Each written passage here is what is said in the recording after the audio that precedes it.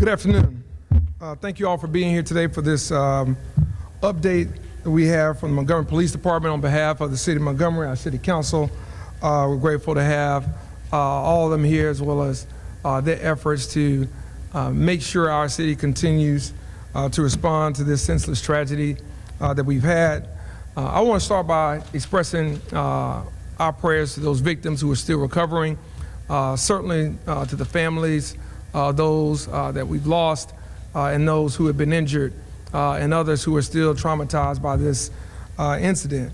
But I do want to also give a lot of thanks to the community, to the city of Montgomery, for the way that so many residents, business owners, and others have rallied to defense of our city, as well as to helping us solve this crime.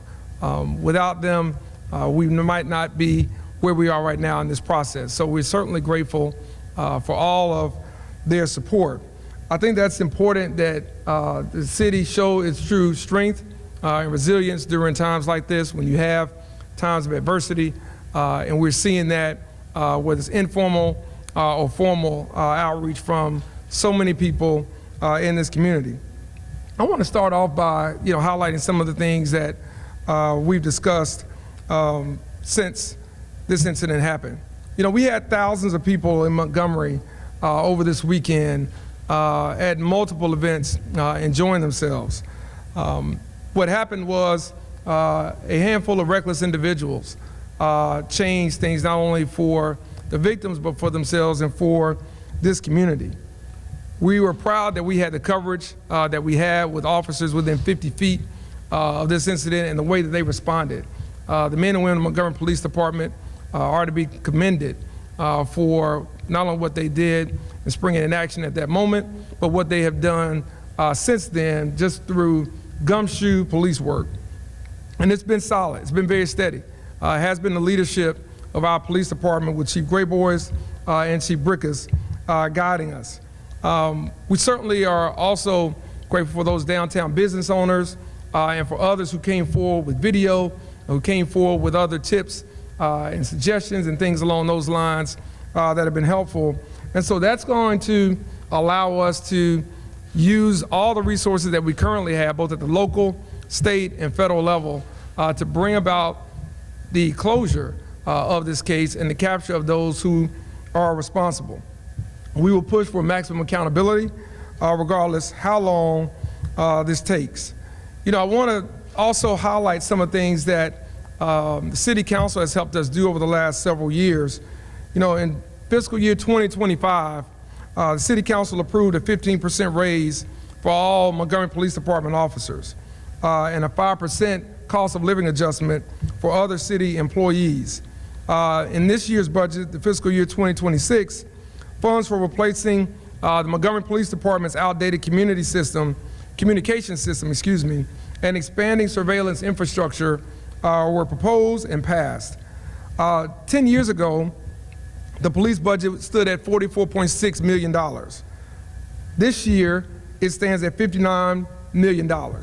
So you've seen the type of increase that we have put into that budget and the type of investment we have put into our men and women.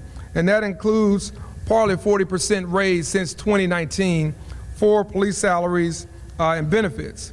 We've also invested almost $10 million in equipment modernization, from new patrol vehicles, tasers, AEDs, K9s, mobile data terminals, and surveillance tech, with much more proposed for this upcoming fiscal year, in particular when it comes to technology and utilizing that as a force multiplier. We've also been partners in the Together We Rise initiative, treating gun violence as a public health crisis, focusing on prevention, intervention, and community engagement. We've also advocated for gun safety, with $375,000 invested in advanced weaponry to counter illegal Glock switches, supported legislation to ban Glock switches and require lost and stolen firearm reporting. We also have publicly challenged state preemption laws that limit local gun control. On top of that, I've been a part of a group of bipartisan mayors across the state who's advocated for the revocation of permitless carry gun laws that we currently have right now in our state. So we have done all of these things together to try to prevent as much as we can and to try to be as proactive as we can. But I want us to keep some of those things in mind because we're always looking for ways to improve. We're always looking for ways to make our city safer, to make our community safer for those that live here, for those that work here, and those that visit our city. And I believe that our city is a safe city. We know that there's work to do. One life lost is one life too many. We know that currently in this climate, one may not feel safe. And so we have to do a better job to make sure people feel safe, regardless of what's happening in the immediate community or the surrounding community. I'm no stranger to gun violence. Within the last 6 weeks, 7 rounds were found within 150 feet of my house, just one house over.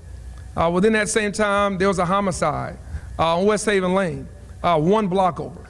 So whether you're the mayor or whether you're just an ordinary citizen going about their business, unfortunately, this becomes too much a part of what we have to deal with each and every day. And so for me, it's personal to get to the bottom of this. For me, it's personal to make sure our city, my hometown, our hometown, is considered one of the safest. And we will stop at nothing to make sure that it is. And we'll continue to work with our partners at the county, the sheriff's office, our partners at the state, with the Alabama Law Enforcement Agency, as well as the ATF and the FBI. So whether it's federal, state, or local, we're going to work with each and every law enforcement agency we can. And we're going to work with those entities that want to work with us that are outside of law enforcement to continue to make this a safer city. So I want to just start there. Again, I want to thank our colleagues on the city council who have been helping, again, with the budget, who've been helping with ideas and initiatives, and who have been helping really get people to come forward and to talk and to show and to say what they may have seen and tell us what they may have heard. And all of that has been helping us move forward in this process. So with that, I'll pause and I'll turn it over to Chief Grayboys to update you on some other factual information. And at that time, we'll take any questions from the press for anyone that may have it. Chief? Thank you, sir.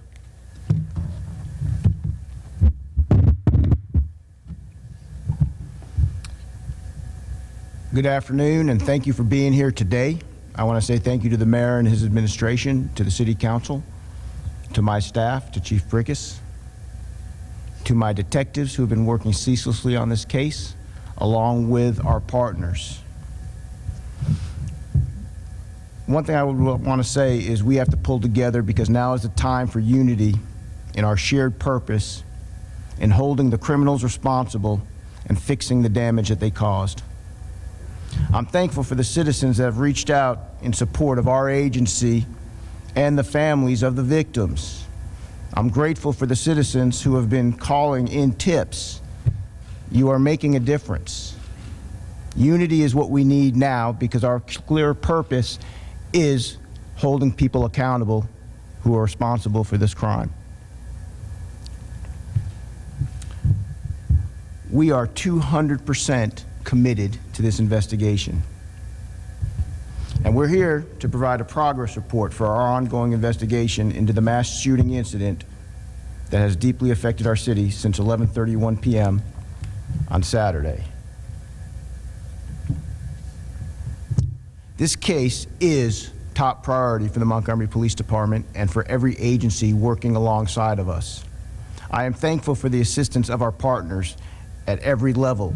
Standing with us is the Montgomery County Sheriff's Office, the Montgomery District Attorney's Office, the Alabama Attorney General's Office, the U.S. Attorney's Office, the Bureau of Alcohol, Tobacco, and Firearms, the Federal Bureau of Investigation, the U.S. Marshals Service, the Alabama Law Enforcement Agency, Alabama Fusion Center, and Central Alabama Crime Stoppers.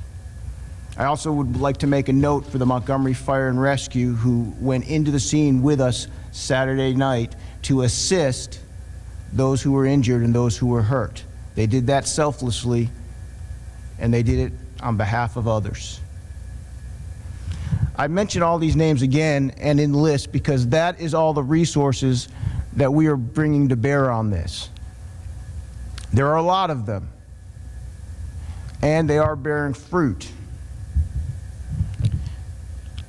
Their continued collaboration and assistance demonstrates the strength of our shared goal of protecting the citizens of Montgomery and holding violent offenders accountable, swiftly and safely.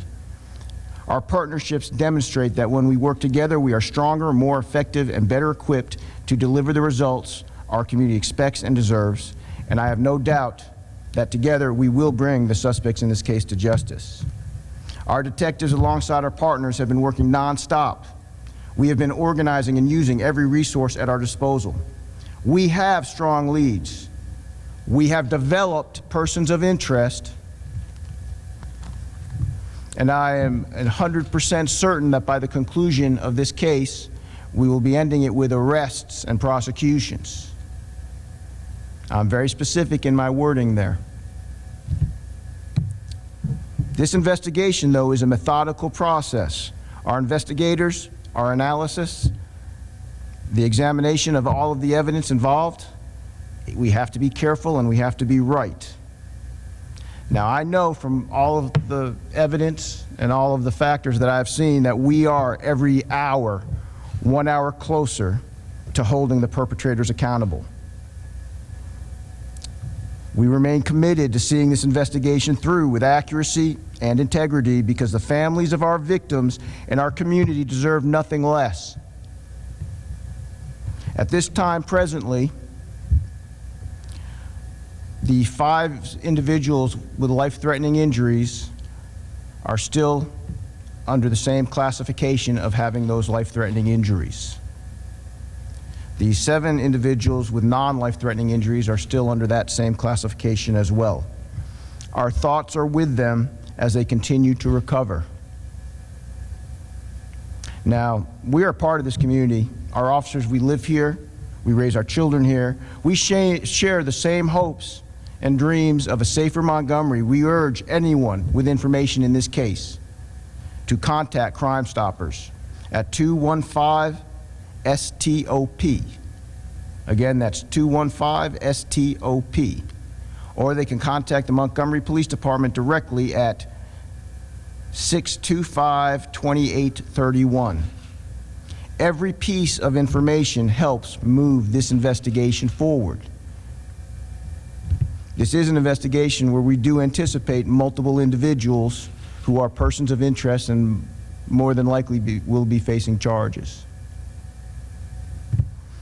We are relentlessly seeking justice for the injured and the deceased. Every victim deserves justice. Every family affected deserves answers. And I'll say this now to the criminals involved in this, all of us are coming for you. We will not rest. We will not relent until we get you. We are coming. We will give updates as they develop.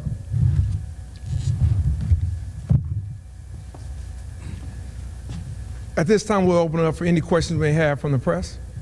Yes, sir. This is Wayne. As the investigation goes on, I know it's too early to talk about steps to take because that is your priority in the investigation right now.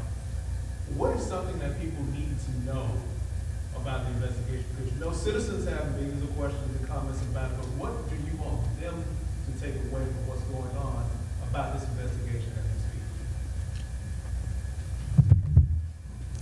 That this investigation has been steady, consistent, relentless in gathering all of the facts. And one thing I want people to be aware of, because like I stated earlier, because my detectives have been working so incredibly hard, and not just them by themselves. They've also been working really hard with investigators from all of our partners, with investigators from ALEA, with investigators from the Sheriff's Office, and with investigators even from the various attorneys' offices that have been assisting us. One of the things I can tell you is that the information coming in as frequent as it is like a fire hose worth of information, and all that information and all of that evidence has to be independently processed and utilized and basically fit into a very large puzzle. Due to the nature of this case, it is a very large and complex investigation because of the numbers of people involved. So I want people to understand that while we have to be careful about what we can reveal publicly because we do not want to compromise the investigation, we are steadily and methodically putting everything together that will allow us to have a positive prosecution of the individuals that we are going to arrest in relation to this case. Mayor, I want to give you a chance to respond to the Alabama Sheriff's Association posted a statement a couple hours ago that says about the shooting and says that Montgomery has a quote criminal gang problem. Do you agree? Does Montgomery have a gang problem? Do you let me respond? Go. I've been working in Montgomery. I had my first career since 1991. That's when I started. And one thing I remember about the time in the 90s was that every cop in the city knew that there were gangs in Montgomery. Though at the time, a lot of times people would not want to talk about it. Gangs are a problem, period. And one of the things that we're getting out of this investigation, which has been so positive with all of our partnerships, is we're actually emerging tactics and strategies going forward to strike at those gangs. But the gang problems, unfortunately, it has been a national problem. But what we're learning over the last 2 days and the things that we're doing are going to have a very big impact. And so I'll say, yes, there are gangs. Nobody's denying it. And yes, they are a problem. But we are going to do everything we can to go after those individuals, and I believe that we're going to have some successful results in the near future. You said that with multiple suspects. Can you tell us how many shooters they believe there were? Not at the present time, because literally this investigation is constantly fluid. I can say without a reasonable doubt that there are multiple shooters involved, but I'm not going to give you the exact number yet until we have completed all of our analysis of all of the video evidence and all of the testimony of the witnesses. To give you an idea, when I said it was a complex investigation, okay, we had so many people out there, and we were literally tracking down every individual who's even out there just to question them. That takes time, and it has to be pieced together. But I guarantee you this, when we conclude this investigation, we're going to give a full breakdown of everything.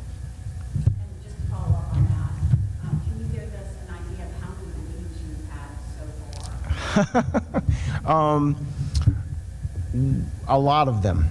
To give you an exact, that would be too low. We've had lots and lots of leads. In fact, actually, we have, I guarantee you, even though I'm not sitting at the phone bank now, we probably got leads coming in now. So, just we have a lot of leads and we're following them. Let me address that as well.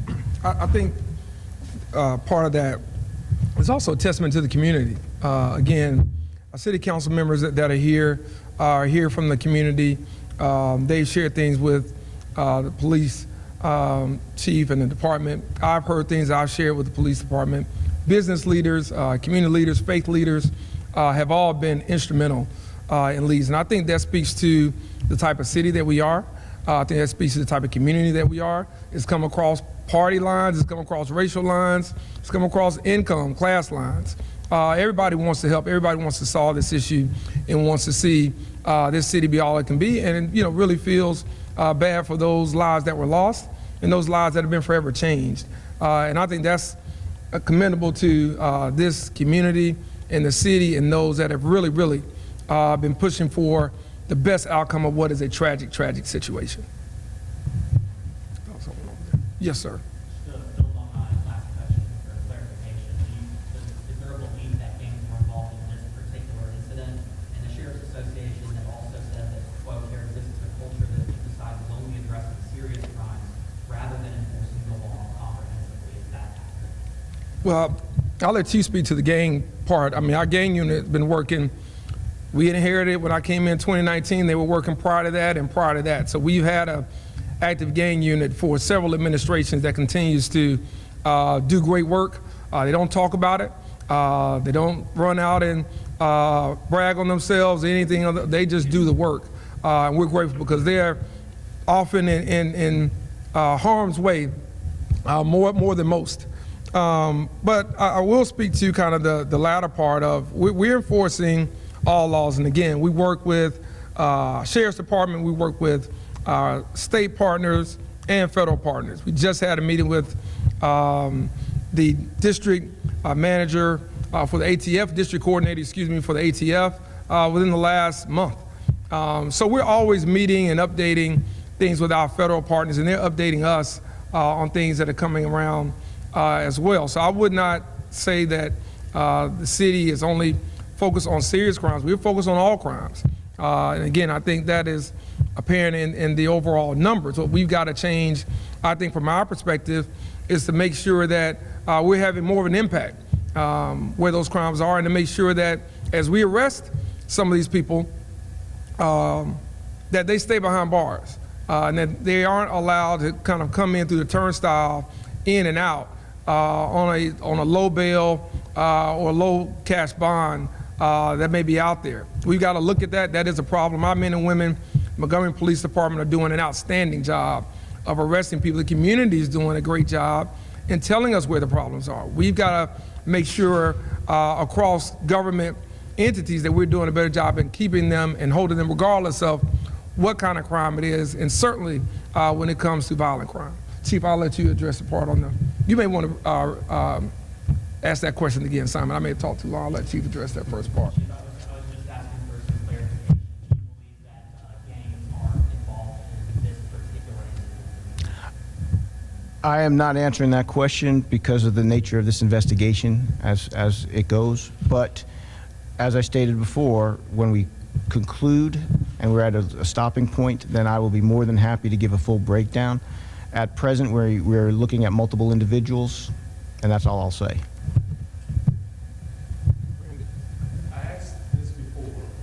We had a meeting dealing with crime a couple months ago. I asked this of you, and please, anyone can answer. Is there a thought about maybe establishing curfews in the city of Montgomery? You would probably need to ask the president of the city council that. Yes, we have received several emails. We started a curfew downtown that we need to look at. So we're looking at a citywide curfew. That's something that's being discussed because we know the nature is a lot of young people that's out doing a lot of these crimes that's going on in the city. So we're looking at, and they want to hold parents accountable too. That's part of the problem that we have, is accountability for your household. Can you tell us if any block switches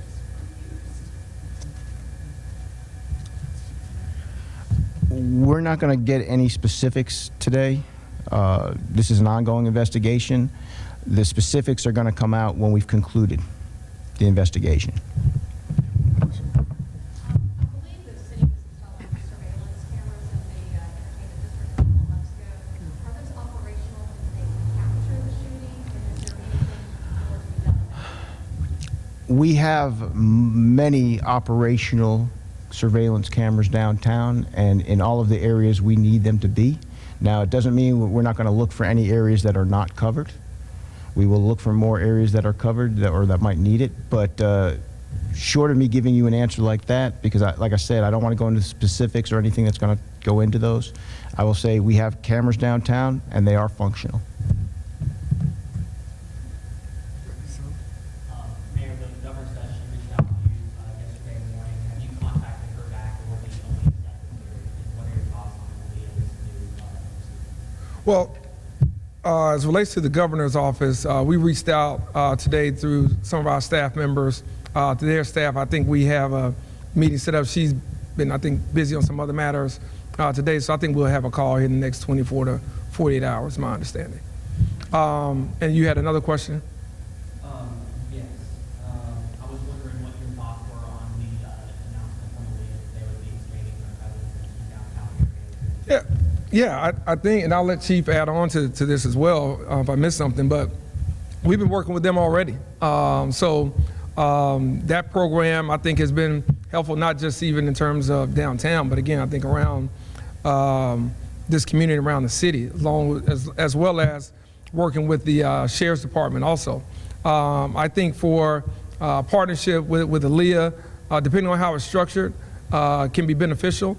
I think our men and women, Montgomery Police Department, been doing a very good job, and under the right circumstances, more collaboration can be impactful. It's already proven out now with federal law enforcement involved. In this case, just happened. We've been able to take those leads and process them a lot quicker with state and federal help. So, yeah, I think for what we've been doing has been solid, and if there are ways to improve that, then we're open to hear about ways to improve it. Chief, you want- We work well with Aaliyah, and we're greatly appreciative of their assistance. We have been working with them for literally well over a year, actually. First, when we were working with them on Max, and at the same time, though, working with them on other operations as well. So we welcome them expanding their patrol anywhere they would like. So we're really pleased to hear that.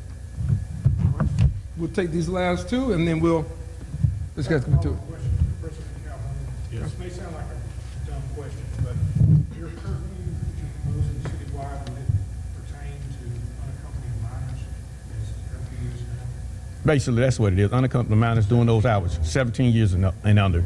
Yeah, must be accompanied by a parent, and we'll run that through the city council. There's 5 of them here, 4 of them are here, so we'll work that. And we work what the citizens are asking us to do is for us to protect the city and to protect our young people. Thank you. Rain, we'll come back. Couldn't help but to notice also after this incident, there were a lot of posts on Facebook, of course, and a lot of comments about people saying, yeah, send in the troops. To those people who have those training of thought, what would you tell them? Because you all busy, you're doing your jobs. To them who will say, yeah, it's time to bring the troops in, what message would you have for them? I don't think that's a majority of the community. I know there are some loud voices that share that opinion. I think there are many, many others that do not. I think that, again, what we have been doing, working with local, state, and federal partners has helped drive down our crime about 23% year over year. We want it to be double, triple that. And those things have been working. Men and women in the National Guard is not necessary in Montgomery. I don't think it's necessary in any American city. And so I think there are ways to work with local law enforcement and community leaders. And I think there are ways for us to invest in things before we're talking about someone committing a crime. I think there are ways that we can deploy more resources to help people, whether that's mental health, whether that's through education, whether that's through after-school programs and initiatives, whether that's through more funding for workforce development and job skill training. There are a lot of things that lead people into a life of crime. And so to just focus it all on the back end, I don't think is the proper way to address this issue in Montgomery. I don't think it's the proper way to address the issue in any city in Alabama or any city in this country. Yep. Okay. Because the suspects are still out there, do you believe that there's a current threat to the citizens here in Montgomery, and are there extra patrols that are taking place right now? We are taking the appropriate actions as we speak and as we're going forward. I won't say further than that, but this case is under investigation and we're doing everything we need. All right. Thanks, everybody. We appreciate y'all coming out. Thanks for all the good work.